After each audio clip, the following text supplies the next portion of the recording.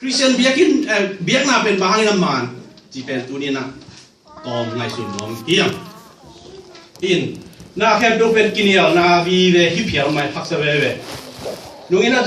zani na zo min kon Kentucky president bu pa pa to ina sagil khat tu ne kai lo mo keng chỉ mong le chỉ lo mo chỉ hi pan gil khei mo le zo ung lak le hi ba nong pai man ne hin te zana li ne hin te chỉ pa la mun he khalai ding ai lo mo hi ke bo hi pen lo en ve po khat sa them bang zo om lai ve chỉ ma asa chi lo hin ni te chỉ thei lai ding hi lo ta gil pi ngồi hẳn lâu hi tôi chứ à đúng mà ní là này là chỉ là bao lập tấm pi về ông thế mày ai giống như là ít xí sản thế bằng yam chỉ là ngày xuân đi ba cái là chút pi yam chỉ lệ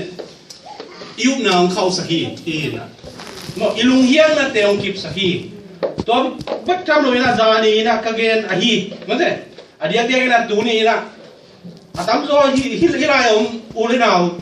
à nụ lấy pa thế à đi một buổi nó khổ cái ngõกูงาคิดแต่ละซาบีแบบต่ำดอที่อย่างต่ำดีนั่นเอง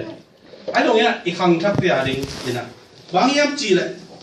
เอจีบอร์ดปีอีอามุเขียนหน้าชูอ๋อ Assembly of God อีอามาสตาร์ดีนะ Dayton Air Chris เชียร์ที่ตูนี้เลยสังเกตอ๋อขนาดอามาอีทุกขันนะบางอย่างจีเลยอะตอมเป็นอลังไอ้เกล้เสชุมสัวเสนี่ขังโนเตเป็นจีอ๋อChristian College ahilo College ay college university mata Christian College la university ahilo te aka te ben Christian na pani na pial ke dingi alang ay college se tumso se Christian College ay college university te aka ujian to melo ay bemo to pen edi por pi pana kan khian na to khit chiang ngina bang chiam chi la za som nga ai kele som gu le gu pial bang e ji khang no te Christian sa ai lo te a kum li aka ki du chiang ina au na u pial ding i alam ba long ho e ji for pi sunga ne